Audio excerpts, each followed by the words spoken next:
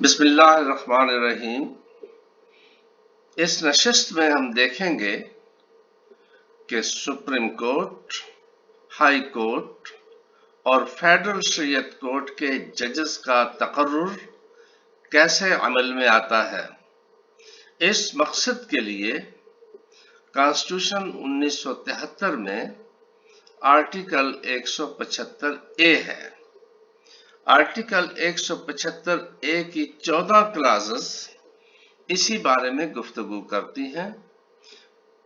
Judicial commission of Pakistan یہ سفارشات مرتب کرتا ہے۔ اس کی کمپوزیشن ہم دیکھیں گے۔ پارلیمنٹری کمیٹی اس کی کمپوزیشن کا جائزہ لیں گے اور ان کے بعد پرائم منسٹر کے ذریعے صدر پاکستان تک یہ سفارشات جاتی ہیں اور صدر پاکستان کے ذریعے یہ تقرر عمل میں آتا ہے۔ گفتگو کریں گے professor doctor Ayaz Muhammad Rana. 175A Constitution 1973 Appointment of the judges of the Supreme Court, High Court, Shariat Court and other courts which are provided and Shariat Court ان کے بارے میں گفتگو کرتا ہے، ان کے بارے میں بیان کرتا ہے۔ اس میں کلاس 1 ہے۔ Class 1 There shall be a judicial commission.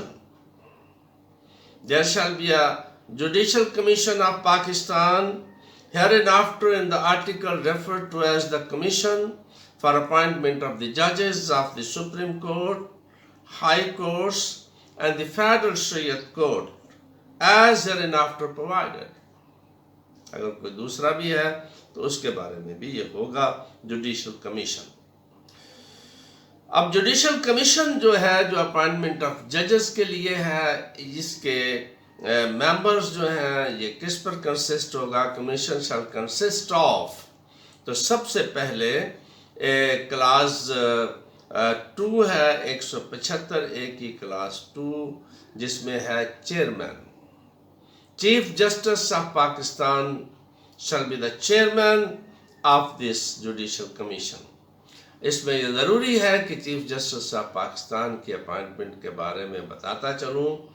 یہ 175A کی کلاس 3 میں ہے درج ہے کہ صدر پاکستان موسٹ سینئر جج جو سپریم کورٹ کے ہوں گے ان کا تقرر کرے گا، اس کے لیے ایک باقاعدہ پروسیجر مقرر ہے۔ اور یہ ذکر ضروری ہے کہ یہ جسٹس سجاد علی شاہ کا فیصلہ تھا، جس کے تحت جو ہے وہ چیف جسٹس کے لیے سپریم کورٹ کا سینئر موسٹ جج ہونا ضروری قرار دیا گیا اس فیصلے کے تحت۔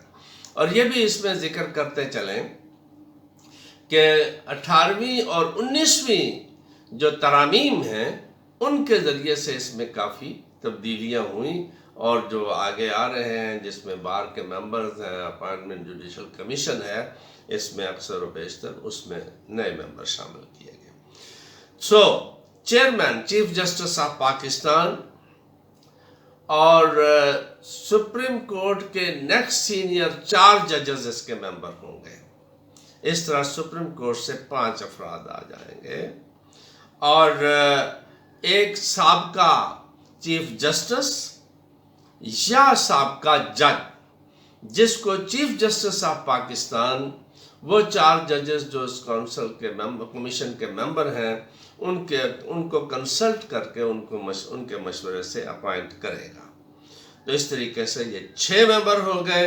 اور پھر ہے federal minister for law and justice اور 7 ہو گئے، اور پھر ہے اٹارنی جنرل آف پاکستان 8 ممبر ہو گئے، اور senior advocate of the supreme court of Pakistan nominated by the Pakistan bar council for 2 years۔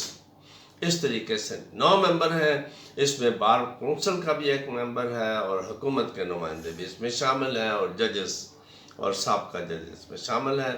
بڑا خوبصورت قسم کا کمیشن ہے، بڑا پاورفل اور بڑا ریزنیبل کمیشن ہے جو سپریم کورٹ کے ججز کا تقرر کرتا ہے۔ 175 کی کلاس 5 کہ جب انہوں نے کسی ہائی کورٹ کے جج کا تقرر کرنا ہے تو ان ججز کے ساتھ کوئی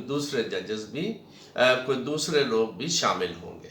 ان میں سب سے پہلے chief justice of the concerned high court, next most senior جج of the concerned high court, provincial minister of law اور ایک ایڈوکیٹ جس کا کم از کم 15 سال تجربہ ہو اور اس کو کنسرنڈ ہائی کورٹ کی بار جو ہے وہ نامزد کرے گی 2 سال کے لیے۔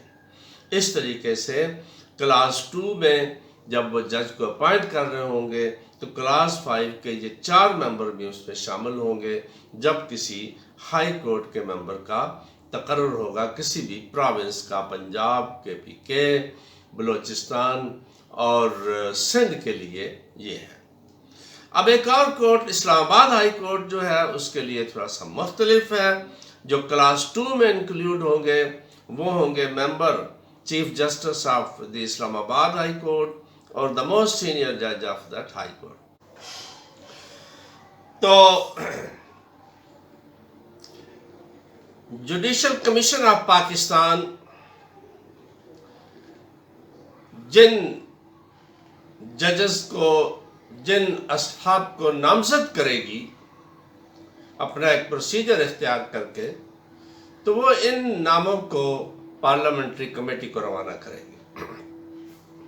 پارلیمنٹری کمیٹی کی کمپوزیشن اس طریقے سے ہے کہ 8 ممبر اس کے ہوں گے، 4 سینٹ سے اور 4 نیشنل اسمبلی سے، اور سینٹ کا چیئرمین ایز اے سیکرٹری کام کرے گا، اور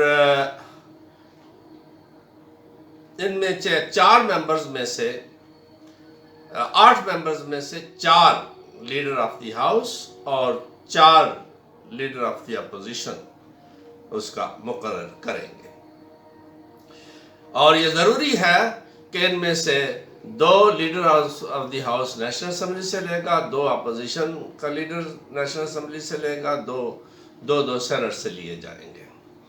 تو یہ کمیٹی اس طریقے سے ہوگی۔ اگر کسی وقت نیشنل اسمبلی نہ ہو تو ایسی صورت میں صرف سینٹ کے 4 ممبر ہوں گے۔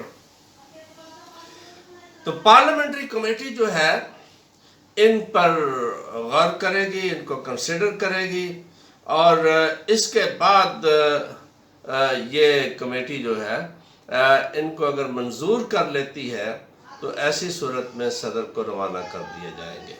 اور دوسرا یہ ہے کہ اگر 2/3 میجارٹی سے کمیٹی ان کو ریجیکٹ کر دیتی ہے تو یہ نام ریجیکٹ ہو جائیں گے، اور ایسی صورت میں کمیشن نئے نام روانہ کرے گا، اور کمیشن کے پاس یہ اختیار ہوگا کہ اگر وہ چاہے تو ایسی صورت میں، ہاں ایک اور بڑی ضروری بات اس میں کہ جہاں پر تک فیڈرل شریعت کورٹ کے ججز کا تعلق ہے، جو 175A کی کلاس 2 جس میں ہم نے سپریم کورٹ کے ججز کی اپائنٹمنٹ کا تقرر کا ذکر کیا ہے، اگر وہاں جس طرح اسی طرح صوبوں کے نمائندے اس میں شامل ہوں گے، کنسرن صوبے کے بارے میں، اسلام آباد کے بارے میں، اسی طرح شریعت کورٹ کے تقرر کے بارے میں بڑا واضح ہے کہ وہ کلاس 2 میں انکلوڈ کرے گا اس کو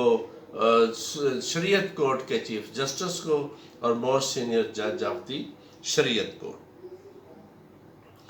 تو یہ کمیشن اپنے نام جو ہے وہ کمیٹی کو بھیجے گا۔ پارلیمنٹری کمیٹی جو ہے اسے پرائم منسٹر کے ذریعے سے صدر کو روانہ کرے گی، اور صدر جو ہے ان ججز کا تقرر کرے گا۔ اگر پارلیمنٹری کمیٹی 2/3 سے ان کو ریجیکٹ کر دیتی ہے تو ایسی صورت میں کمیشن دوبارہ جو ہے اپنے نام بھیجے گا۔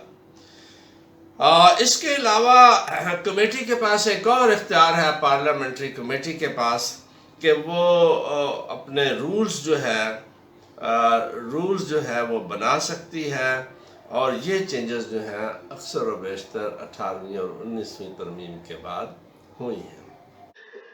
مزید یہ کہ پارلیمنٹری کمیٹی کے جوڈیشل کمیشن کی سفارشات کو ریجیکٹ کرنے کے اختیار کے بارے میں اگر P L D 211 supreme court 407 کا ذکر نہ کیا گیا تو یہ موضوع تشنہ تکمیل رہ جائے گا۔ کانسٹیٹیوشنل پٹیشن نمبر 10/18 2011 4 مارچ کو اس کا فیصلہ ہوا۔ اس میں 175A آرٹیکل 4 آرٹیکل 69 اور آرٹیکل 184 کلاس 3 زیر بحث لائی گئیں اور اس فیصلے کے مطابق پارلیمنٹری کمیٹی کے اس اختیار کو محدود کر دیا گیا جس کے ذریعے سے وہ ریجیکٹ کرتی ہے، بلکہ اس میں تو پارلیمنٹری کمیٹی کو انہوں نے لیجسلیچر ماننے ہی سے انکار کر دیا کہ وہ کمیٹی ہے، لیجسلیچر نہیں ہے۔ اس کے بعد 21 امینڈمنٹ کے تحت دوبارہ کوشش کی گئی، لیکن اس کے بعد جو تقریباً 2020 میں اپائنٹمنٹس ہوئیں تو وہاں پہ بھی پارلیمنٹری کمیٹی کے ریجیکٹ کرنے کے اختیار کو تسلیم نہیں کیا گیا۔ اس طرح پارلیمنٹری کمیٹی جو ہے ان سفارشات پر غور و غوص تو کر سکتی ہے لیکن ان کو ریجیکٹ کرنے کا اختیار ان کا محدود ہے۔ Thank you very much.